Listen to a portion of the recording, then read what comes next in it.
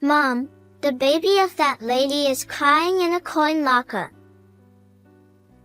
In the middle of my brother's wedding, my daughter pointed at the bride and shouted this. The entire room erupted in murmurs. After all, my brother and his wife weren't supposed to have a baby yet. And a coin locker. But my 5-year-old daughter had a mysterious power. However, the bride, unaware of this, turned pale, the guests became angry, and the room filled with voices accusing us of poor parenting. Even worse, our relatives stood up with fearful expressions and left the venue. Thus, my daughter caused the wedding to descend into chaos. But soon after, a more terrifying truth came to light. I got married at 25 and gave birth at 27. My husband said, "She looks just like Nancy. She's so cute." He hugged our newborn daughter, Emma, in the delivery room. Now she's 5. We noticed she had a strange ability when she was about 3. For example, one time when my mother was on the phone, my daughter suddenly said, Grandma, you're talking to a fake uncle. Uncle referred to my brother. I had my mother put the call on hold and asked her who she was talking to and about what. It turned out she was almost the victim of an impersonation scam. When we praised our daughter, she proudly put her hands on her hips and said, The person behind told me. Emma always says this when she uncovers something, so it's probably some kind of guardian spirit she can see. While her ability has often been helpful, it's not always a good thing, as she sometimes reveals people's secrets. Once, she even ruined a surprise party by spilling the secret to the person it was for. Emma is only 5, so she doesn't understand how to judge these things. That's why we've taught her not to mention what the person behind tells her in front of anyone outside the family. My brother John is someone Emma adores, and we have always been close. When he announced his wedding, my family was overjoyed. John works in research at a fairly large company, earning around $70,000 a year. However, since he hadn't been involved with any women until his late 30s, both he and our family had almost given up on the idea of him getting married. I've loved my gentle brother since we were little, and I always wished someone would eventually see his good qualities. What can you do? I guess John is just the type who remains a good guy, but never more. I thought, trying to make peace with the situation. But when a woman finally agreed to marry him, our whole family welcomed her with open arms.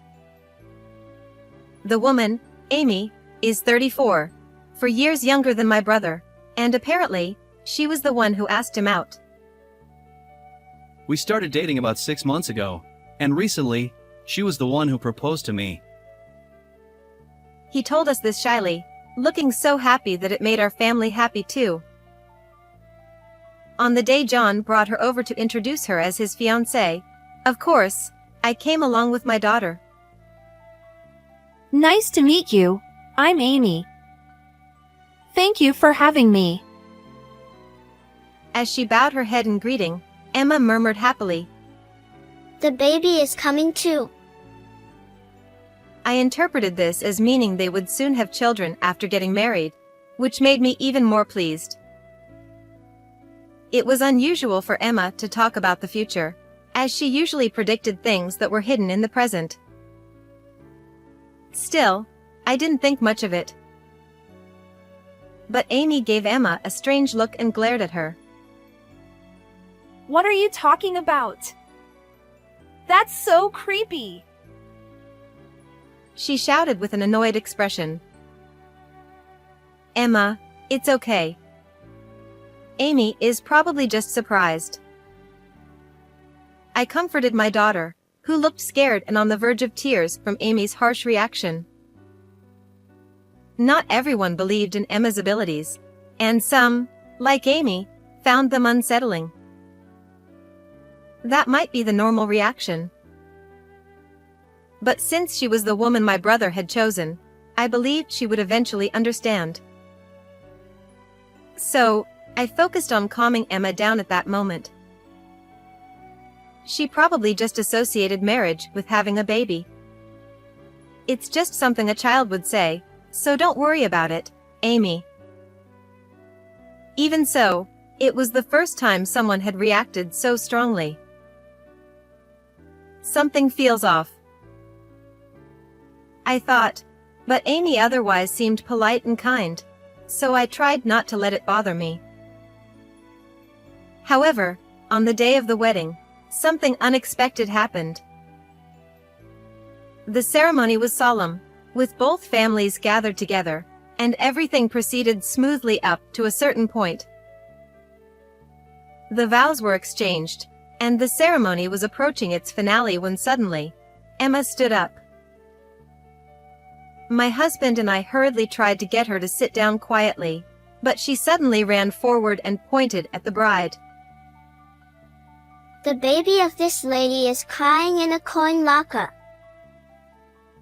When I looked at Amy, who was at the end of Emma's gaze, she had gone pale and was muttering something under her breath.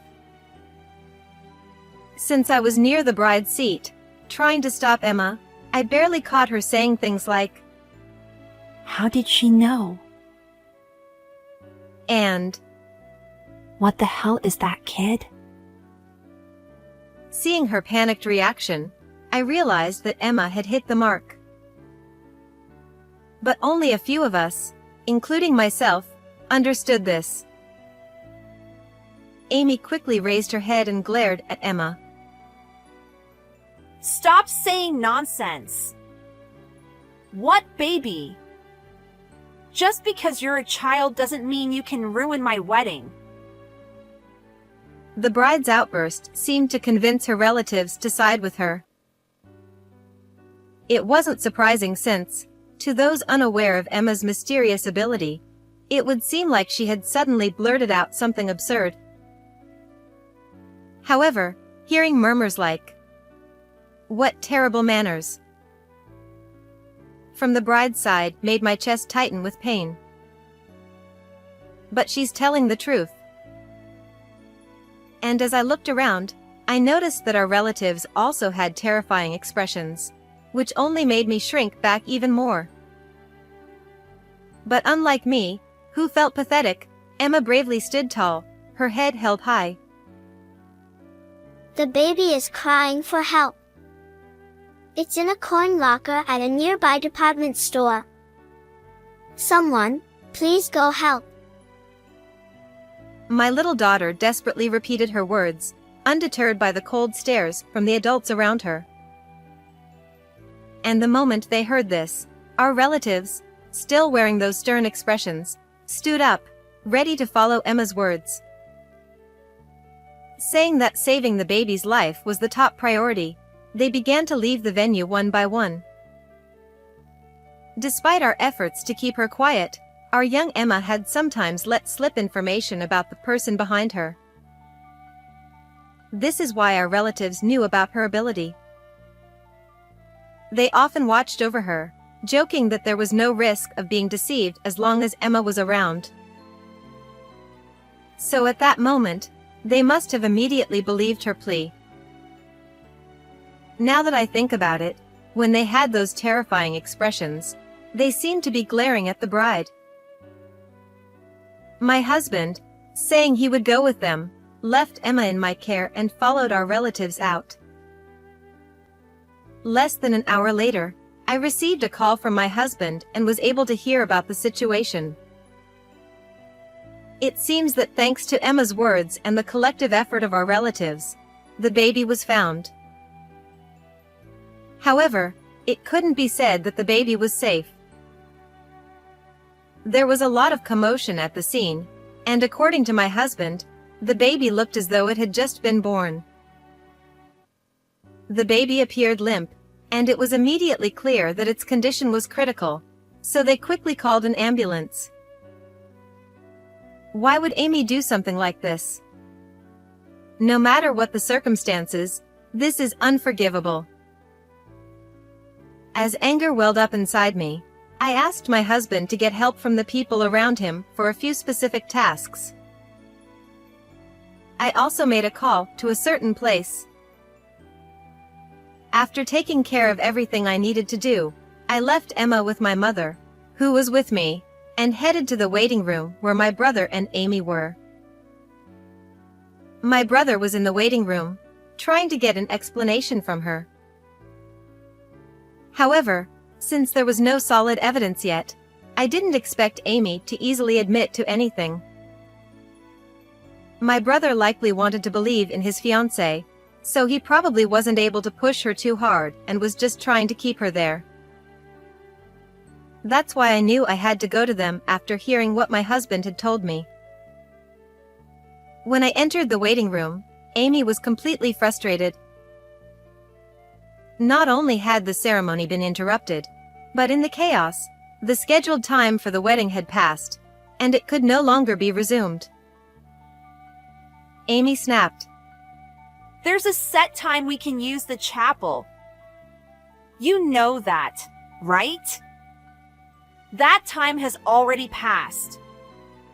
Why would John's relatives take a kid's words so seriously? To her, it must have felt like her special day had been utterly ruined. Not only that, but the start of the reception had also been delayed, and all the guests, except for our relatives, were kept waiting. Amy continued. That brat is totally unacceptable. She keeps saying creepy things. What is she? Some kind of curse?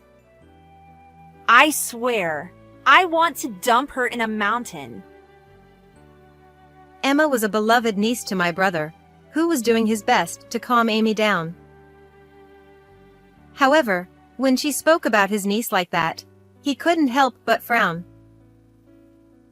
John, you should call off the wedding, I told my brother, trying to keep the fury boiling inside me from showing in my voice.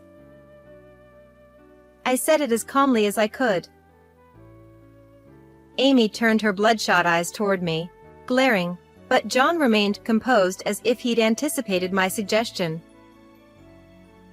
He sighed quietly. So what Emma said was right after all. I was hoping she'd be wrong this time. Though he only managed a slight, bitter smile, I could tell his heart was sinking in sadness. Amy then rounded on me, her face twisted in rage. What the hell do you think you're doing? Accusing me without any proof, ruining the wedding, and now you want to call it off. She was furious, and she advanced on me like a demon, not even noticing the look of disappointment on John's face. Amy shouted, If that brat isn't going to be held accountable, then you should be. Pay up for damages, or better yet, I'll sue you for defamation and make you pay a hefty settlement. Amy's loud voice echoed through the room, and I had to resist the urge to cover my ears. So you said there's no proof, huh? But Emma was right, wasn't she? A baby was actually found. Do you understand what that means? Amy scoffed. And so what? Some random kid was found somewhere. What does that have to do with me? It has everything to do with you. A DNA test will easily reveal who the mother is, and when it does, it'll be undeniable proof that you have a secret child. There's no way out of this. As soon as I said that, it occurred to me that there was a small possibility that the baby might not be her secret child. John, I don't think so, but is there any chance that baby is yours? I asked just to be sure, although it seemed impossible since they'd only been dating for 6 months. John replied firmly, Absolutely not. The timing doesn't match up. His unwavering response caused Amy to scowl in frustration. If John had acted like a normal man and made a move, we could have raised the child as our own. But now, it's all ruined because you're so slow. Her absurd attempt to shift the blame made me sigh deeply in exasperation. So, who is the father? Amy hesitated before replying.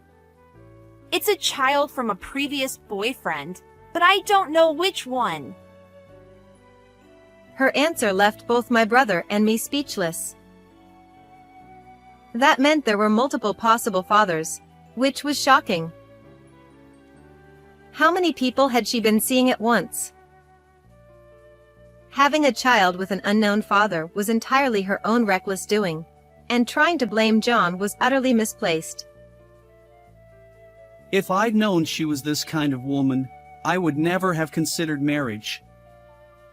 No, I should be thankful I found out before the wedding ended. The marriage hasn't been registered yet. I'm going to call it off. John heaved a deep sigh before making his decision, and Amy looked at him like she was the victim. Amy then whined, I specifically chose the guy with the most money. What about my future plans? How are you going to fix this? During the formal meeting, she had declared how much she loved John more than anyone else. But hearing her lament now made it clear that was a complete lie. She was only trying to marry him for his high salary. Amy continued to rant. Getting pregnant ruined everything. I finally caught an elite, and now to find out I'm carrying someone else's baby? This is just bad luck.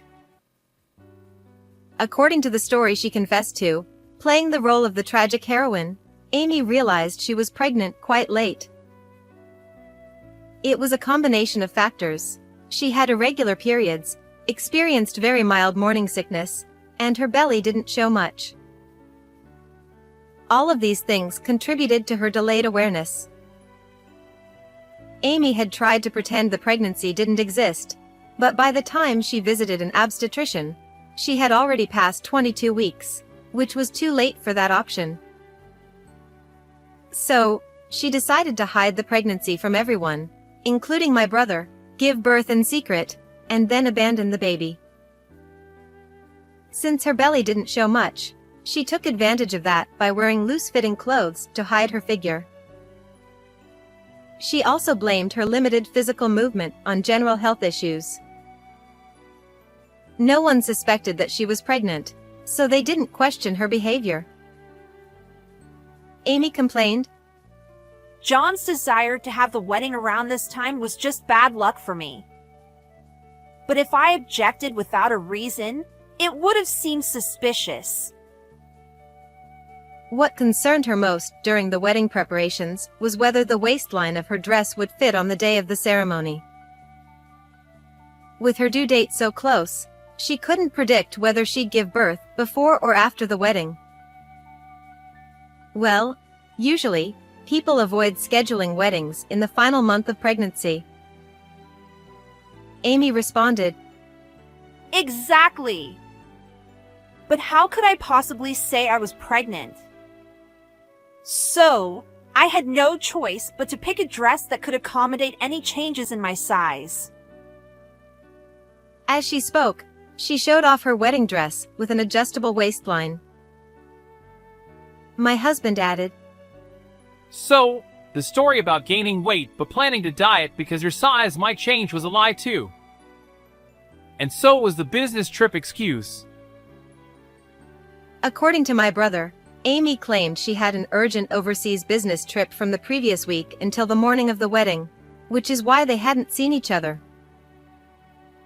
But she was probably in the hospital for the birth, not abroad. Amy said. I was so nervous that the baby might be born right in the middle of the ceremony. Her priorities were completely misplaced as she casually mentioned that the baby was born just a week before the wedding and that she had been discharged from the hospital only the day before. Amy laughed and said, I wanted to get rid of the baby as quickly as possible, so I didn't even bring it home. I went straight from the locker to the wedding venue. Just barely made it in time. Her casual attitude was shocking. Amy continued, But I left the baby in a locker where lots of people pass by. Someone would have heard it crying and taken care of it. The area has good air conditioning, so it's fine. By saying it's fine, she was trying to claim that she hadn't done anything dangerous. What are you talking about? Did you really think everything would work out that smoothly? In reality, the baby's cries were mostly drowned out by the noise in the department store. Even those who heard the cries assumed it was just someone else's child. If Emma hadn't insisted on searching for the baby, it might have been in serious danger, as evidenced by the fact that it was rushed to the hospital by ambulance. Abandoning a newborn like that is beyond unacceptable. Even if you couldn't raise the child, you should have at least taken it to a facility. Amy shrugged and said, What else could I have done? The baby was born just before the wedding. I was in a rush, so it couldn't be helped. Her lack of remorse was infuriating. My brother was just as stunned, realizing what kind of person he had almost married.